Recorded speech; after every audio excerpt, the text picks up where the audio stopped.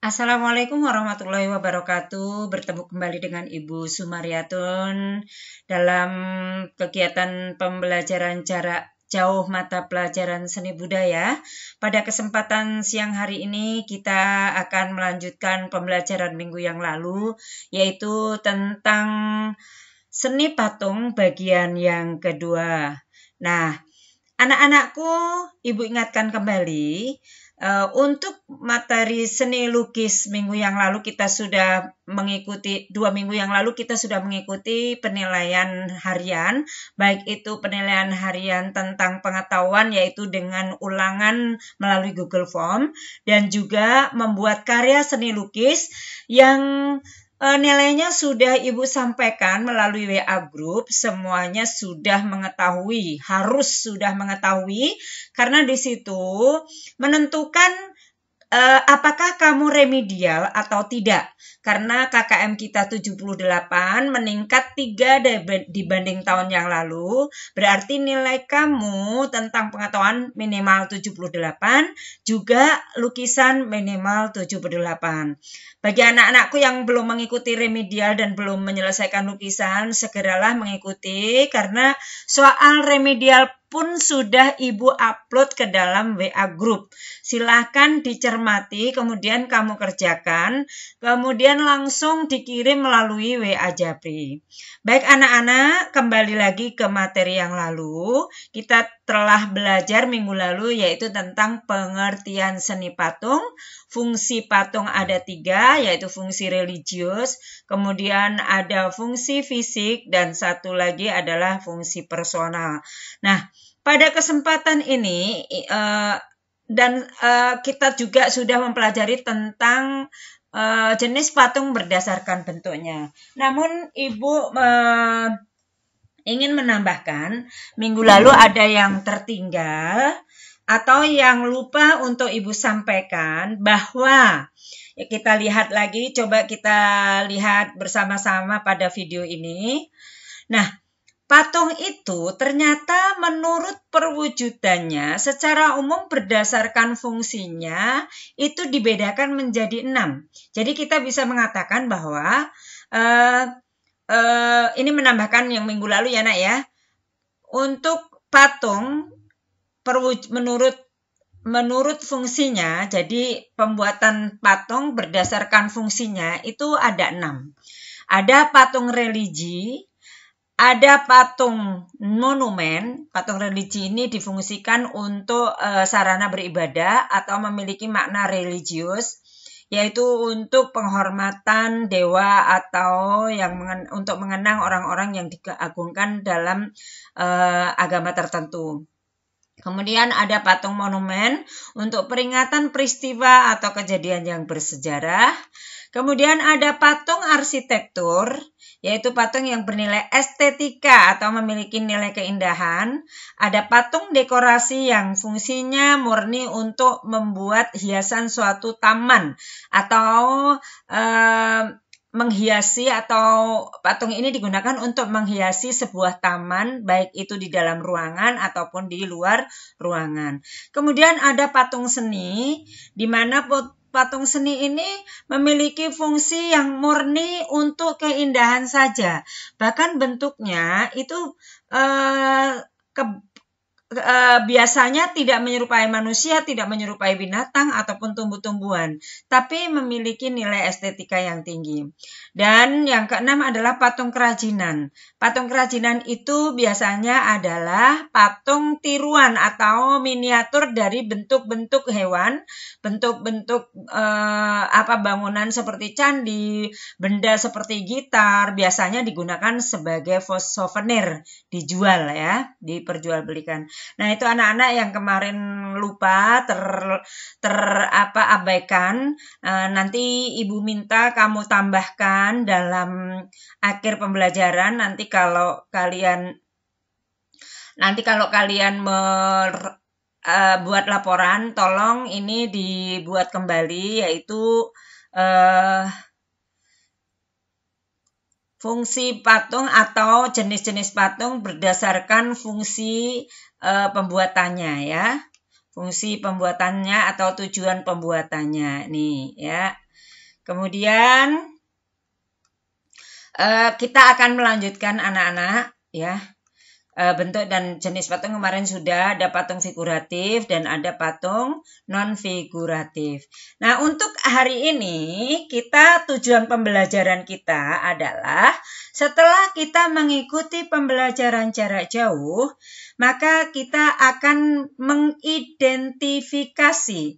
Ya, setelah mengikuti pembelajaran jarak jauh diharapkan siswa dapat mengidentifikasi alat dan bahan dalam membuat karya seni patung. Yang kedua, mengidentifikasi berbagai macam teknik dalam membuat karya seni patung. Jadi ada 2 tujuan kita pada pertemuan kali ini, yaitu yang pertama adalah mengidentifikasi serta mengklasifikasikan tentang alat bahan dalam membuat karya seni patung. Dan yang kedua, ini jangan lupa ya nak ya, alat bahan dalam membuat karya seni patung. Kemudian yang kedua adalah setelah pembelajaran selesai diharapkan siswa dapat mengidentifikasi teknik-teknik dalam berkarya seni patung. Tadi kita amati di lembar buku ini, yaitu ada 5 ya. Nanti kita pelajari satu persatu. Baiklah, satu persatu kita akan masuk bahwa dalam membuat karya seni patung diperlukan alat dan bahan. Kalau bahan itu adalah bahan utama, barang utama, benda yang utama digunakan dalam membuat karya patung atau medianya ya. Medianya apa? Nah, media ini ada media yang lunak, ada yang media yang sedang, ada media yang keras. Media yang lunak biasanya berwujud tanah liat, lilin, sabun, plastisin, dan lain-lain yang mudah dibentuk. Ya, yang mudah dibentuk. Kemudian atau bersifat elastis. Nah, kemudian yang kedua, bahan sedang itu bahan yang tidak terlalu lunak atau tidak lunak dan juga tidak keras. Contohnya kayu, tapi kayu ini ada 2 macam. Ada kayu yang sifatnya sedang, ada kayu yang sifatnya lunak. Nah, kayu yang sifatnya sedang artinya tidak terlalu lunak tapi juga tidak terlalu keras. Ini ada kayu waru, kayu sengon, kayu randu, dan kayu mahoni. Sedangkan ada bahan keras itu ada 2 macam, yaitu dari kayu yang bersifat keras dan batu. Kayu yang memiliki sifat keras itu kayu jati, kayu sonokeling, dan kayu ulin. Sedangkan bahan keras yang lainnya itu batu. Batu ini jenisnya ada batu padas, ada batu granit, ada batu andesit, dan batu pualam. Nah, itu adalah bahan-bahan yang dari bahan lunak, bahan sedang, serta bahan keras. Di samping itu ada juga bahan atau media utama yang disebut dengan bahan cor atau bahan cetak. Bahan cor ini biasanya menyerupai bahan-bahan yang diperlukan untuk membuat bangunan. Seperti ada semen, ada pasir, ada gip, logam, timah, perak, emas, dan sebagainya. Nah, sekarang kita masuk ke alat ya.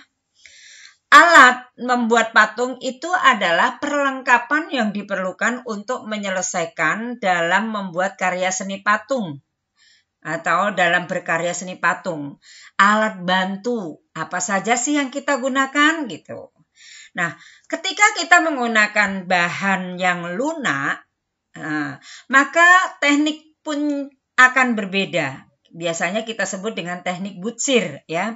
Alat butsir ini kita sebut dengan sudip ya. Terdiri dari kawat dan kayu. Kawat dan kayu yang bentuknya bermacam-macam, fungsinya pun digunakan sesuai dengan tujuan kita mau membentuk apa. Misalnya kalau kita membentuk lubang telinga, lubang hidung, kemudian di pelupuk mata, itu menggunakan sudip yang lebih kecil ini. Sedangkan kita untuk membentuk bagian-bagian, mungkin bagian lengan, bagian leher. Nah, ini menggunakan sudip yang ukurannya lebih besar. Kemudian ada meja putar. Ini biasanya difungsikan untuk memudahkan dalam mengontrol bentuk-bentuk dari berbagai arah. Ini biasanya kalau kita membuat dari tanah liat ya. Dari tanah liat, kemudian seperti bentuk kuali, bentuk gentong, bentuk vas bunga, ini menggunakan alat bantu yang namanya meja putar. Kemudian alat pahat. Alat pahat ini digunakan untuk menatah atau kita sebut dengan tatah ya. Untuk mengurangi bahan yang keras atau yang sedang, yang tingkat kelunakannya sedang dan yang keras biasanya kayu dan batu. Palu itu adalah untuk memukul. Tang itu untuk memutuskan ikatan kawat atau menyambung memotong ikatan kawat ya.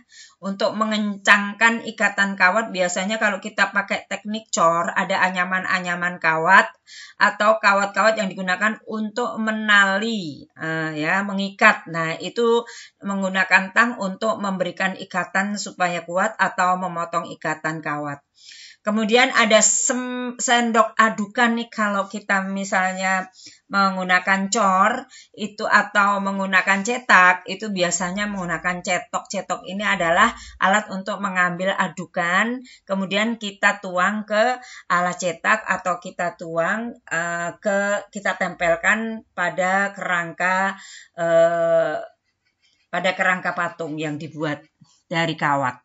Kemudian ada alat las karbit atau listrik. Ini biasanya bahan-bahan yang kita gunakan seperti ada emas, ada timah, ada kuningan, ada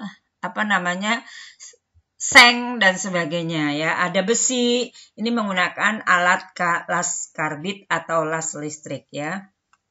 Nah, itu anak-anak alat bahan yang kita gunakan untuk membuat patung. Nah, sekarang kita ke teknik berkarya seni patung. Dalam membuat karya seni patung itu bisa dilakukan dengan berbagai macam cara ya. Ada teknik pahat. Apa itu teknik pahat? Nah, ini sudah kelihatan. Ada teknik butsir. Apa itu teknik butsir? Nah, bahannya apa? Alat yang digunakan apa? Ada teknik cor. Apa itu teknik cor? Bahannya apa yang digunakan? Alatnya yang untuk membantu menyelesaikan apa? Ada teknik las. Nah, bahan yang digunakan, bahan utamanya apa ya? Dibuat dengan cara bagaimana? Kemudian teknik cetak. Apa itu teknik cetak? Cara membuatnya seperti apa? Ya, bahan yang digunakan apa? Nah, ini di sini ada semuanya. Nah, itu saja anak-anak. Hari ini kita belajar hanya 2 sub pokok materi, yaitu tentang alat, media, dan bahan untuk membuat patung. Yang kedua adalah teknik-teknik dalam membuat patung. Nah, setelah ini nanti kalian silahkan menyimpulkan apa saja yang kita pelajari. Nanti akan Ibu berikan pertanyaannya. Di antaranya yaitu adalah bahan membuat patung itu apa saja. Kemudian alat yang digunakan untuk menyelesaikan pembuatan patung itu apa saja. Bagaimana cara kerjanya. Kemudian yang ketiga, apa saja teknik dalam membuat karya seni patung ya, kamu deskripsikan masing-masing teknik ini ya. Kalau teknik pahat itu biasanya bahan yang digunakan medianya apa, cara menggunakannya bagaimana ya, cara mengerjakannya seperti apa. Kemudian teknik butsir, bahannya apa, alatnya apa, cara kerjanya bagaimana. Nah, ini sampai yang kelima teknik cetak. Itu nanti hasil pekerjaan kamu catat pada buku kalian masing-masing. Kemudian seperti biasa, kalian foto dan kamu kirim ke WA Ibu. Terima kasih. Assalamualaikum warahmatullahi wabarakatuh.